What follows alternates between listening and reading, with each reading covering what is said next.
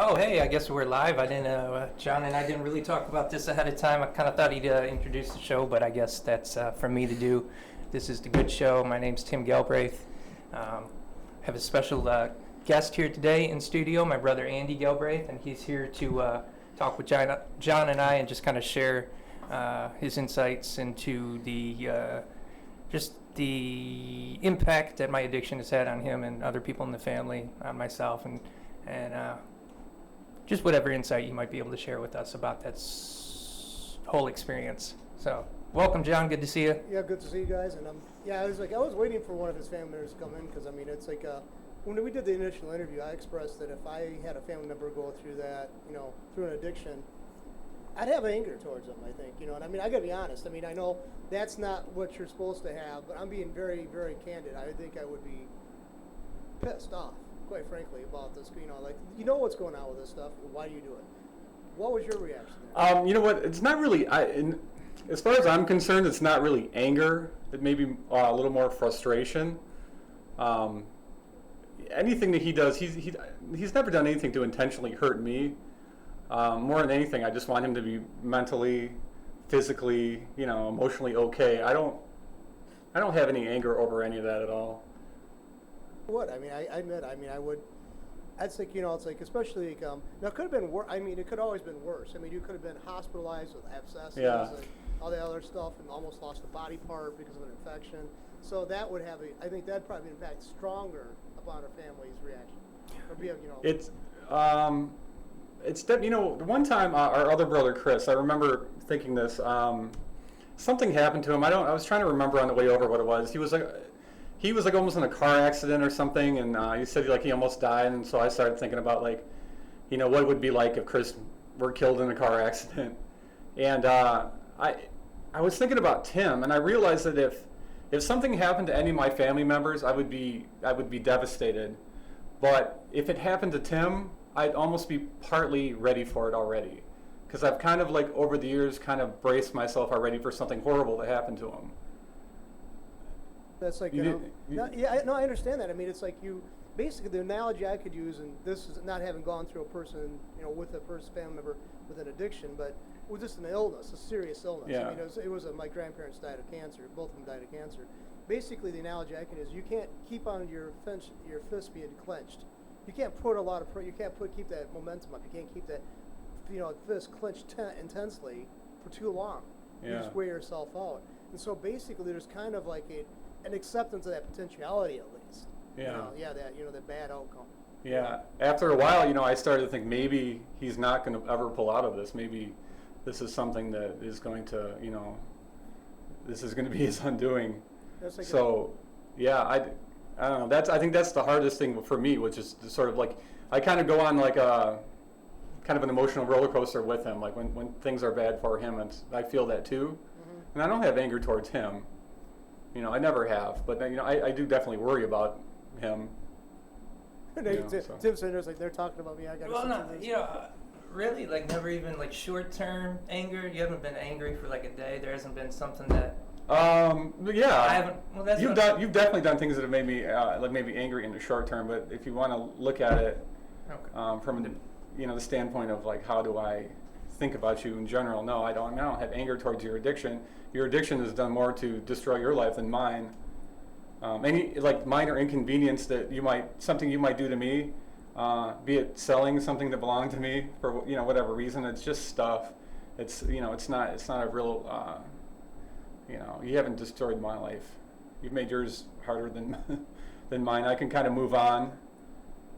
Mostly I worry more than anything. I don't have anger.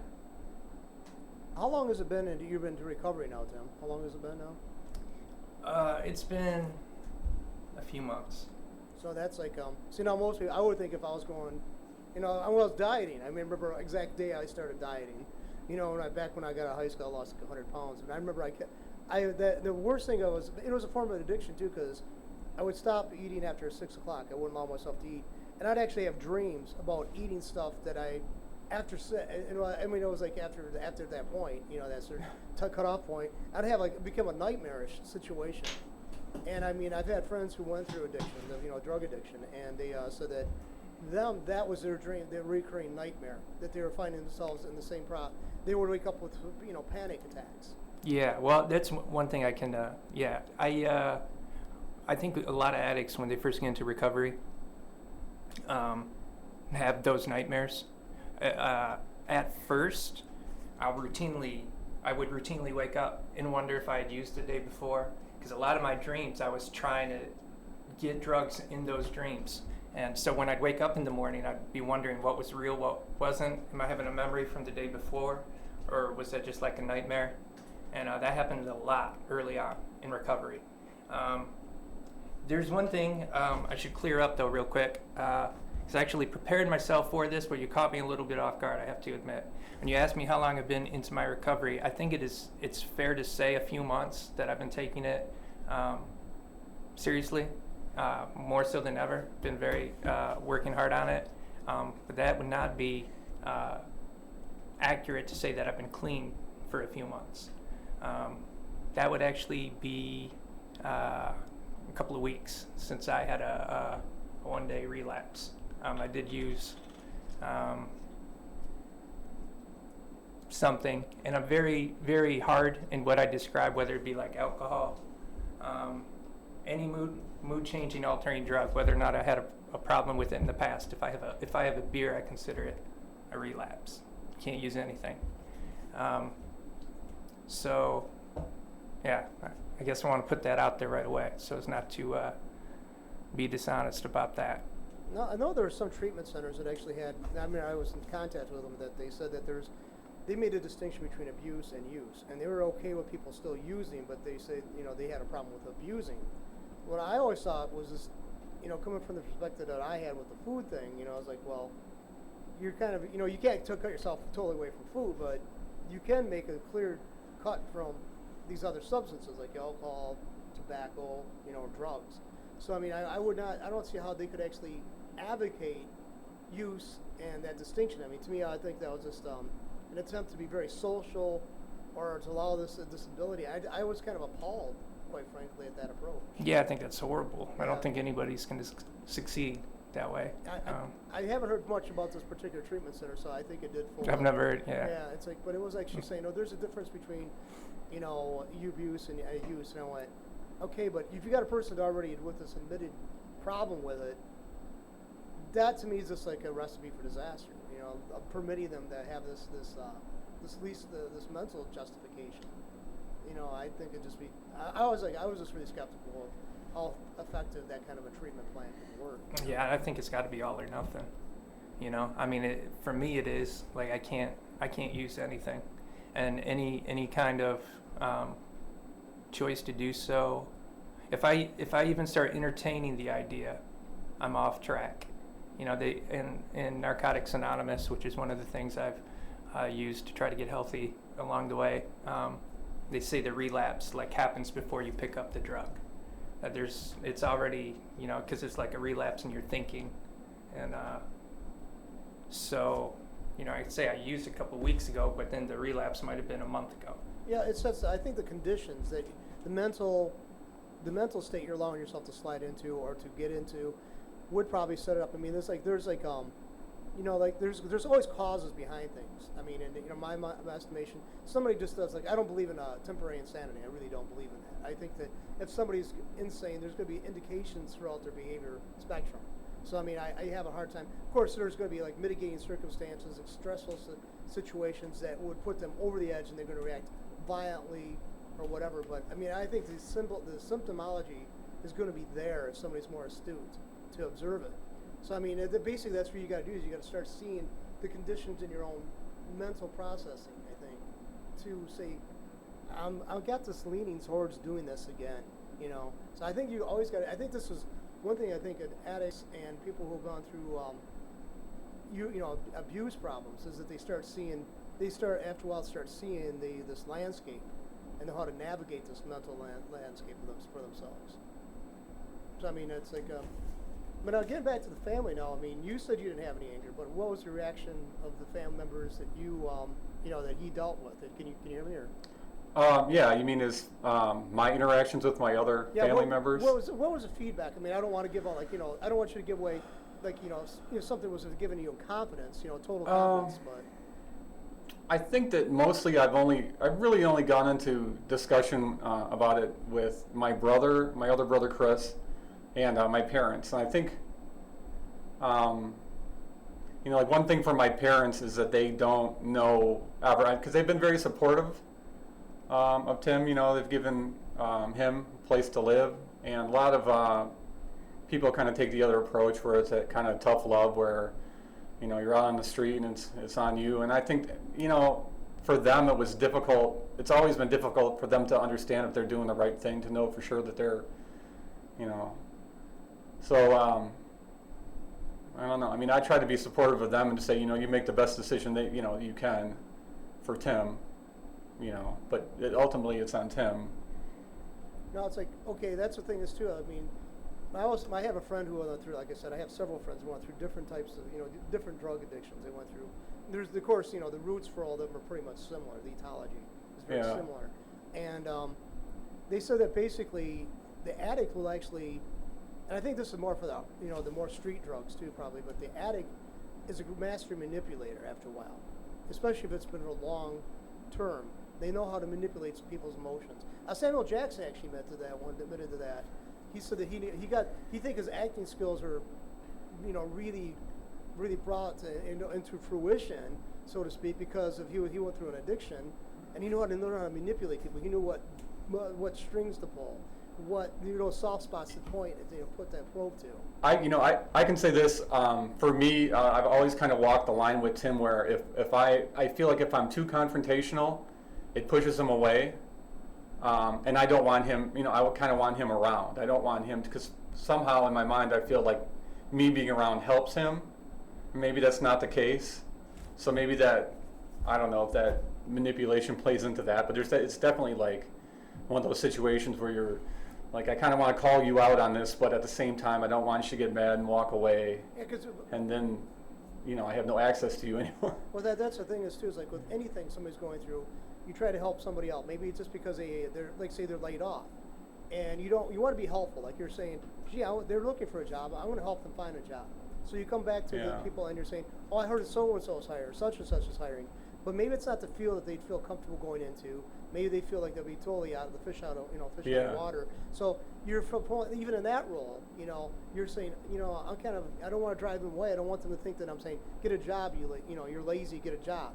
It's like so you don't know how much information to give, how helpful to be, And honestly, you don't know what to do at all. Right. I mean, it's something you don't prepare for, and it was gradual. I never thought that Tim would go that far down that road, to be honest. I think the addiction, at least the opiate addiction, pretty much started when you had that thing with your knee, right? Yep. And I didn't really know until maybe just a few years ago that it gotten as bad as it had gotten.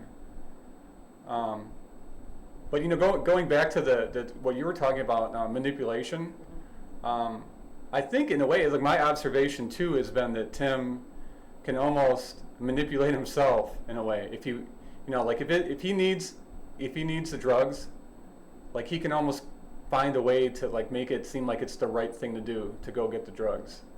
Like there's kind of like logic that goes on where he's like, well, it's wrong to, like, say he was going to steal something from me to pay for drugs. He was going to steal like a CD and sell it. Okay. I've never. No, right, never. So if he were to do that, he would say, okay, like I think in his mind he says, okay, well that's wrong to do that. I shouldn't do that. But if I don't do that, I'm not going to get through tomorrow. And if I can't get through tomorrow, I'm going to lose my job, and everything is going to be much worse. So what I'm going to do is I'm going to steal Andy's CD, I'm going to sell it, I'm going to buy some drugs, I'm going to wean myself off, and we'll all be in a better place a week from now. But that happens consistently over and over and over again. Seems like if Tim's dope sick, or if Tim wants the drugs, he finds a way to convince himself that it's the right thing to do. It's justification. Yeah. I'm justifying in my own head something I'm going to do. Well, I'm going to do not, this. Not only just justifying getting high, but justifying the steps I'm going to take prior to getting high. Justifying the fact that, well, he never listens to that CD anymore. He won't miss it. Means more to me than it does him. He'll never notice. If he does, I'll replace it. Maybe I'll replace it anyway. Once I get my shit together, I'll just buy him a new one. I'll buy him a box set. I'll buy him 100 of them. you know, and that just never happens. And see, and I think after a while, like you said, that really never mattered to you that much, but Andy. But I mean, some people would. I mean, it depended largely on what was taken from them. Like if it was a heirloom piece, irreplaceable. Yeah. I had somebody tell me that they went through an addiction and they were stealing stuff she was stealing stuff from her boyfriend, and basically she's like they fought. I mean, he beat her ass, basically. Yeah. And she goes, she was proud at that fact. She goes, the thing is, I was taking pride that I could take my beating like a man. And this guy was, not holding back too much. He really, really beat her. And she said that she found a judge. She was like, basically, well, he beat me for it, so I guess I can't feel guilty for that because I already paid the price for it. So I mean, it's like, and she goes, and I said, she goes, well, the reason why he was reacting this way never popped up. It was like, I did this, so I guess this is the price of doing business, basically. And that's the way she was taking it, It was just kind of I would say a really perverted form of justification or transactional analysis, whatever you want to call it, but. Yeah, it's really, my thinking can be really bizarre, It's just when it comes to,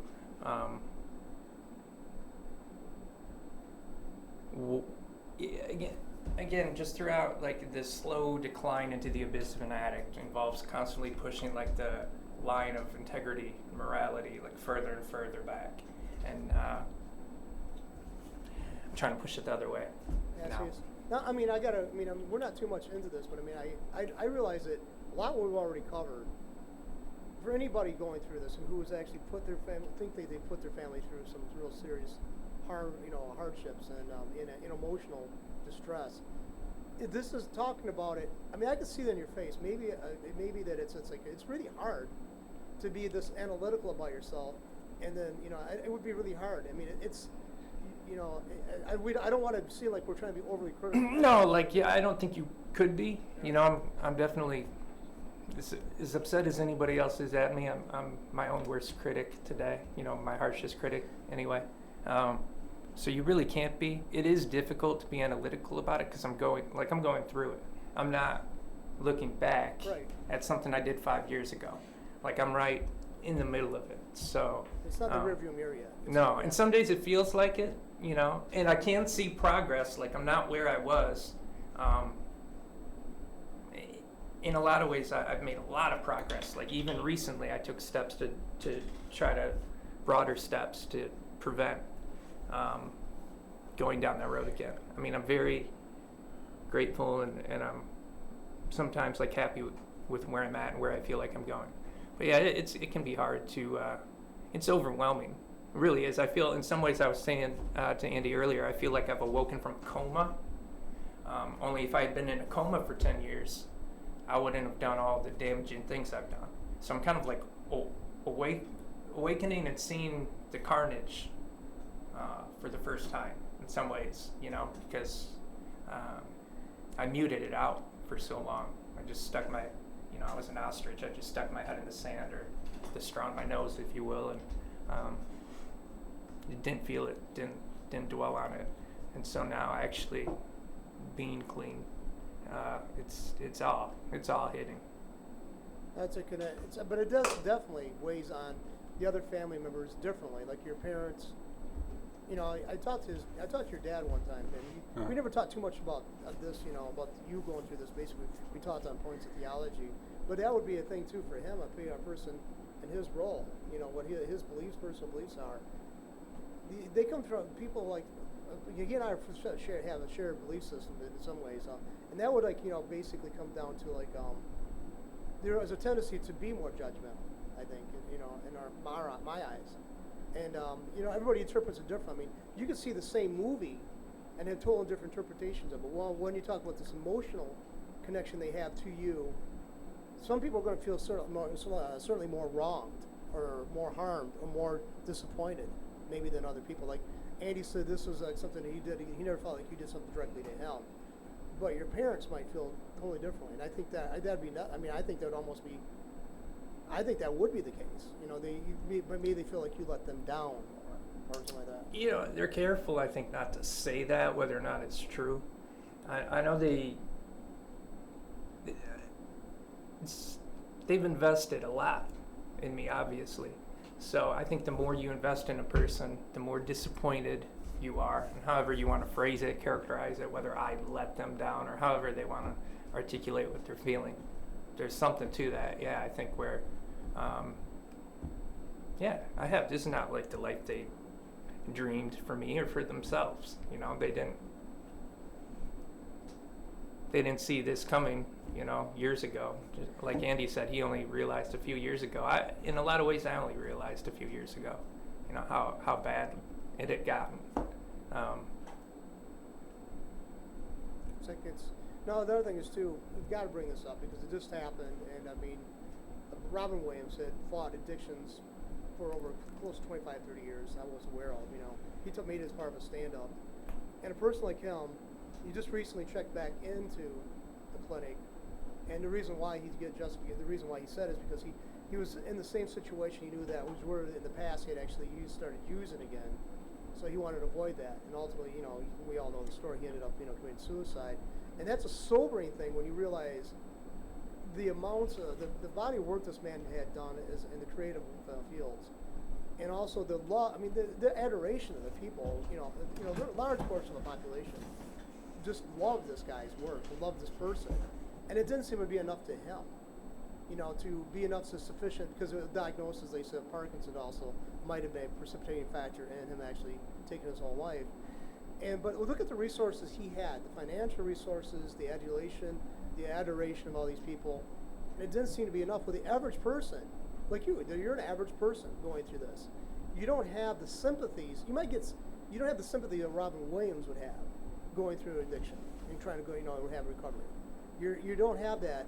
You don't have that support system in place because of your celebrity, and then it makes it harder because they will judge you harsher, I think, than they will the average celebrity.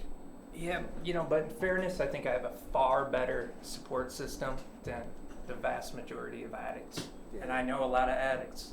Yes, and a lot of them I feel, you know, badly for. I almost feel guilty when I see how in the past, you know, how hard someone's been working and how much they have to overcome or have overcome to beat it. And I think about all the resources I do have. I never feel at a shortage for resource or help. And as far as like Robin Williams goes, everybody's going to have their own view.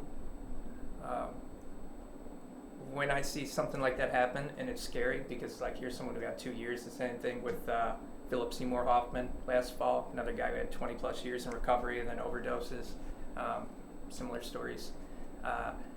I think the reason, my personal opinion, is because it's a spiritual issue. You can have all the resources you want. For me, the only thing that gives me any hope or gives me any strength is feeling connected to God and feel like I get my strength from Him. Because if I just know I can't, like I don't have the strength to do this on my own. So when I take my eyes off of God and spiritual growth, then that's when I think I'm at risk. Well, the research I've seen some paper one time I was reading. And they said a person who has a belief in God or a supreme being or whatever, and they said God in the study. The people going through, you know, recovery on addictions have 40% greater chance of success or in their recovery if they do believe in God. 40%, I think that's more than tipping the balance. I mean, I'd say that's a significant factor, you know. But then again, there might be other support systems because there might be a church behind them that also comes with their belief in God or whatever. So, but I mean, I believe in a spiritual force out there. It's forces. So I mean, I believe in that. But I definitely see. I have friends who went through. They were alcoholics. They were drug addicts, and they recovered from that. They started using alcohol for some reason. They had to go through recovery in that. So they've been through AA as well as NA, and now these people are like really astonishingly strong individuals. And I think they'd probably be some of the best drug therapy counselors out there because these guys are just.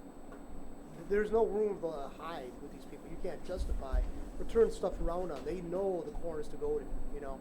So I mean, but they had a belief, and they said that's one thing they don't like the mocking of the 12-step program. Like they have like shows, you know, commercials about. I was on some 12-step programs and they didn't work. Well, they do have a greater chance. They have a great success rate. If something works better, that's what addicts would get pointed to. Right. You know, the reason you go to rehab and they say go to NA, it's because that's what works best. If something else worked better than that, they'd say go do this. But nothing does. Nothing has been proven to be proven. That's- And it's for me also, very quickly in that 12-step process, AA, whatever, the first step is essentially admitting you have a problem, admitting it. The second step is believing that there's something outside of you bigger than you that can help you with it. And for some people early in the process, they'll just say, well, like the power greater than myself is this room full of people who share my experiences that are willing to help me. So I have to believe in them. And eventually, most of them who succeed in staying clean, from what I've seen, take that and build on it. And that's how I feel. I feel that NA for me was successful because it pointed me back toward God, pointed me back toward a relationship I had had earlier in my life. And so that's why I feel like it works. Now, I think the accountability issue that goes along with the 12-step program, like you're saying, admitting you have a problem, answering to other people. Now, so you got your brother right here, and let's face it, I don't know if you're younger or older brothers. Andy, are you older? Oh, I'm older. I'm Okay. 7 years older. You're 7 years older, so I mean, you're like, let's face it, this is a kid you saw grow up. You know, you saw him when he was born. Mom and dad brought him Yeah. from the hospital, and so there is this emotional connection. I mean, you might have resented him. You might have you might have been the bad brother and tormented him growing up, but you definitely don't want to see him go back and go Yeah. slide downward. Right. Oh yeah. Right. But it's like this is going on. You found out this was going on.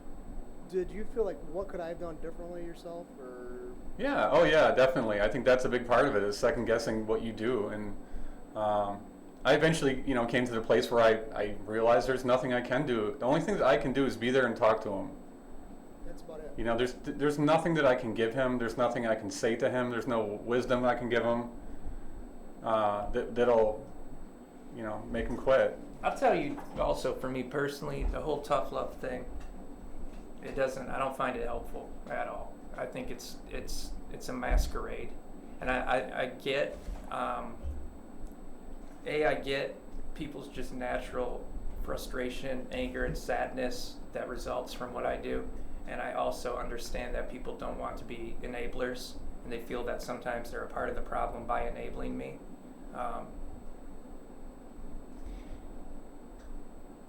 There's something to that stuff, but definitely what's most helpful to me is having people that care about me, kind of stick with me and be there for me. And when I mentioned earlier that I feel like I have a stronger support system than a lot of addicts, and that I've always felt like I have an abundance of resources, that's really what I'm referring to above all else, is in addition to NA, and first and foremost God, but then I have NA, and then I have like family and friends who have been with me for a long time that stick with me and help me get through it. If they had all pulled the tough love card and said, "Oh, I'm just enabling you, go away," I would not feel as strongly about having the abundance of resources that I do. It could be different for everyone, but Yeah, I was gonna say, because for the person who's in that role, to offer tough love or to actually be involved, is basically, I can understand saying, I'm gonna give you a safe place to stay. I don't want you out on the street. I don't think that's gonna help your recovery. Being out there, making ends meet wherever you can, and then you're dealing with all kinds of people that kind of the dregs of society. I don't think that's gonna be beneficial. But let's face it, they give you an overabundance of, say, cash or material goods that you could have tapped into. That would be the enabling part. I agree. Yeah. But I mean, giving there's a line. Right. Yeah, definitely. Like money, I don't loan money anymore. I don't give money. Right. And I wouldn't even ask, because I know at this point. Yeah, things like say, hey, I want a sandwich. Okay, here's a sandwich. Right. I want a pop. Here's a pop. I need gas money. Take them there. Take them with him and get the gas in the Right. car. Yeah. I know you're not going to be taking and putting it instead of the tank. You're going to be putting it yourself Right. Yeah. somehow. So I mean, I can understand that. And another thing, point too, is I was thinking when we were talking about the celebrities, these people actually care about you as a person. The people surrounding, like say Philip Seymour Hoffman and Robin Williams, they have a rather pernicious, reason why they want to care. They want to. Let's face it, their financial bottom line. And that's got to be kind of when a person figures it, who's going through, the addict is going through that, they're going through recovery. Yeah, I got these people here, and they start thinking, like, why are they carrying so much on their meal ticket? You know, and the average person, basically, the people out there who are caring for you, if you want to put it in practical terms, you're a liability to them. Financially, emotionally, you're a liability. They're still there for you. Whereas a person like Robin Williams, Philip Seymour Hoffman, everybody else basically is almost like parasitical. Yeah. You know, and that will drain your reserves, and basically you're thinking to yourself at the bottom of your at the end of your own rope, and then these people basically tugging on you. It would be awfully hard to maintain a grip. That's what I would think. So I think in many ways you got a point there that, you know, you got the support system, you got this thing that other people don't have. Celebrity basically, they can't. Let's face it, they can't just be so candid about everybody around them, to everybody around, because they might be seeing it splash all over the tabloids the next day. You know, where you tell, you know, Tim tells you, you know, Andy, it's like, oh, this happened. Oh yeah, okay. That stays between you. It stays in the family. Whereas, you know, let's face it, Robin Williams, Philip Seymour Hoffman, they tell their girlfriend or ex-wife or whatever, people they think they should be able to reach out to because they had a connection to them, they're being exploited. So I mean, there's, you know, it can go either. It can definitely go that way. You know? Yeah. I mean, I'm grateful. You know, definitely grateful. I'm grateful for a lot. There's a lot of things I have to be grateful for, and so one expression again used in NA is a grateful addict will never use, and so we do gratitude checks, and I will do that from time to time. I will just in my head recite or just talk to myself about what I should be grateful for, what I have to lose, and the harm I can cause other people. And there's a process I'll go through when I feel I need to, when I feel weak. I noticed on Facebook, I use that thing, you know, I'm on there quite a bit for the shows and stuff like that, but people they actually post what they're grateful for at that point in their life, that day. And these are people not going. Yeah. And it's like, you know, the thing is, I started saying, well, isn't that cliche? But they actually start thinking about it. I allow my life to live I live in a blur. A lot of times things just pass by so fast. And then you realize immense time has passed. You know, years have passed. And you haven't really sat back and looked at the fact that you're here yet, okay? So that's something to be grateful for. If you're not going through major illnesses, Right. treatments, that's another thing to be thankful for. And we just really don't take stock of what could the potentialities. Now, don't get dwell on it. I mean, don't get morose. I'm not advocating that, but you know, all of us have that tendency just to get blurred. I mean, everything goes by so fast. And I mean, I think it does do well to ponder things and to actually say, it could be much worse, it could be much better, it could be much worse. Yeah, the last 10 years went by really fast. Really, the last 5, and I said to my dad recently something to the effect of like, this has been a really shitty 5 months. And he said, you've had a shitty 5 years, you just haven't noticed, really. You know, I think there's some truth to that. Now everything has slowed down a lot for me, where I am grateful for a lot. And I'm trying to foster that feeling and build on it, allow it to grow. So that's, yeah, it's amazing that I have the health that I do, that I have the freedom that I do. There's a lot for me to be thankful for, and I have a lot of reason to succeed, to be a success story and not like a cautionary tale. You know, I definitely have motivation. So now, when you found out that Tim was gone that far, I mean, you didn't see were you totally oblivious to it, or? No, you know, I don't remember an exact conversation. I mean, Tim is. He'd always used some sort of substance, even as far as back as probably middle school, right? I think high school. Middle school, high school. Yeah, like 9th grade. Those pixie sticks, those things you open up with all the sugar. He was using them real heavily in the kindergarten, you know. No. I think smoking weed in 9th grade. Although pixie sticks, you know why I like pixie sticks? Because when I die, I want to be cremated, and I want my ashes to be like smuggled in to the factory and sprinkled into the vat. So Anyway. people check when you get pixie sticks in the future after Tim's demise, get it checked out. It Be might careful. Yeah. That's When I was a kid, I always thought that was be like, you know, that's like an addictive thing. You know, it's all pure sugar, a little bit of flavoring, And that's, I mean, it's like basically eating the Kool-Aid, you know, mixing it in the water. Right. You can pour that stuff right in the water with Kool-Aid, but it was addictive for kids. I mean, it's like, you know, Yeah. high potent stuff. You know? Right? Just pounding sugar. Yeah, that's all it was. I mean, that's not good for a kid. It was like they want to put me on Ritalin back then because Yes. they thought I was hyperactive. They should have just taken you off the pixie sticks. Yeah, well, it's like, and candy, sugar was like available. They didn't make a big deal out of it. I think in some ways they make a big deal out of it now. I mean, I don't think it's healthy, but I mean, I think that some people go to the extremes. I've seen families that the kid can't have any kind of sugar at all, and I think that's just insane. But anyway, we're getting back to the when the news broke that things are this bad for Tim, Andy, did you like I said, I'm trying to remember a time where it really hit me, like how bad it was. And I mean, there was one time I remember, I don't remember what happened. It was shortly after you moved out of Grosse Pointe Park, and we were sitting in the car, I think maybe outside of Starbucks. I think you were working at that Starbucks, and you were telling me basically what had been going on that whole year that you lived there.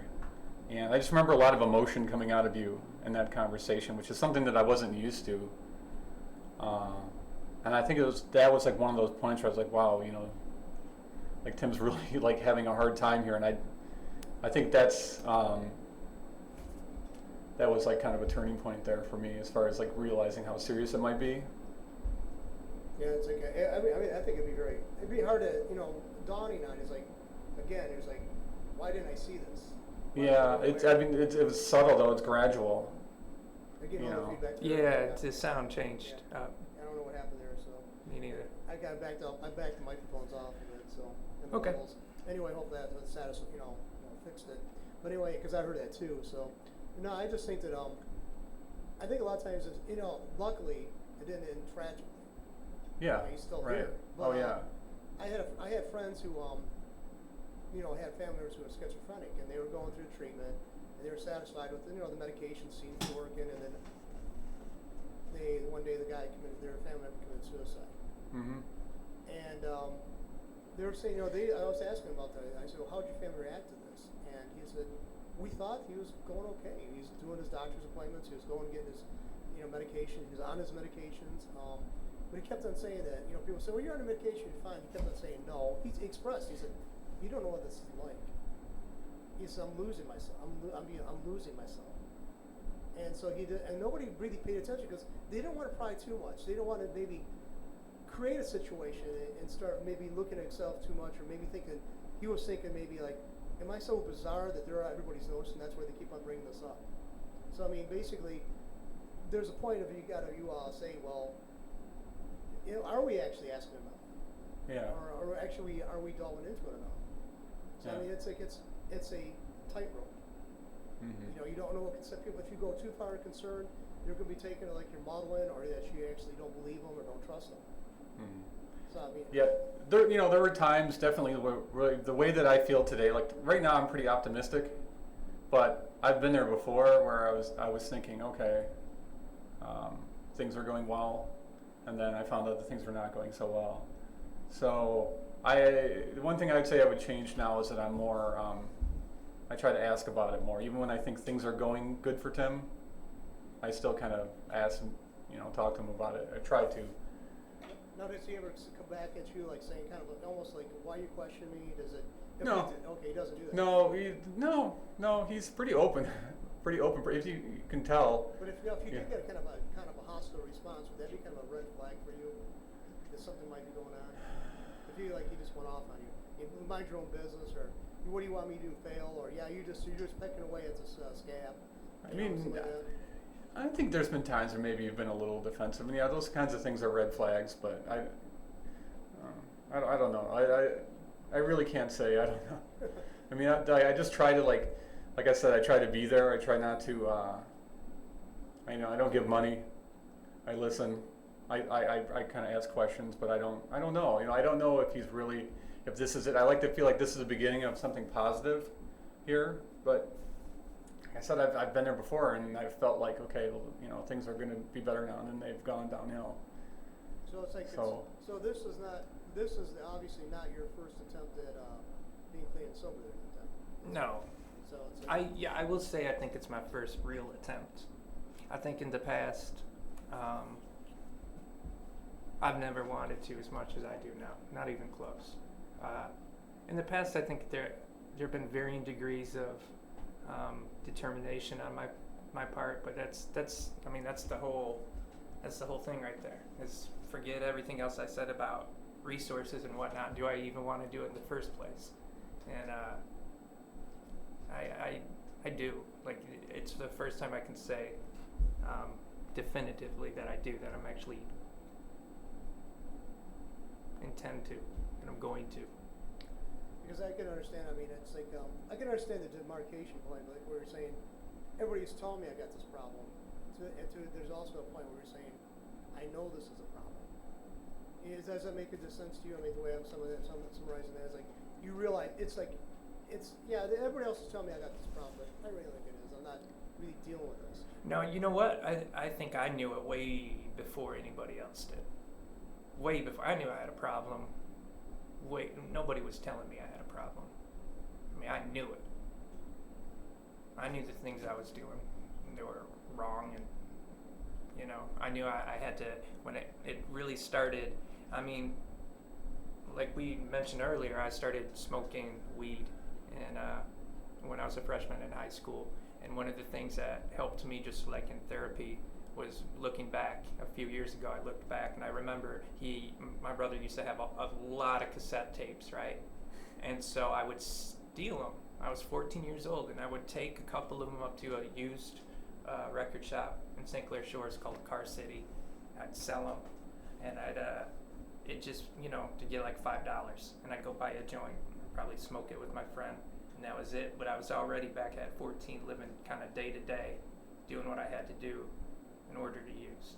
So it wasn't hardcore drugs, and it wasn't crazy theft, and it was scaled down, but it goes to show and showed me and helped me understand what I'm really up against and what I need to do.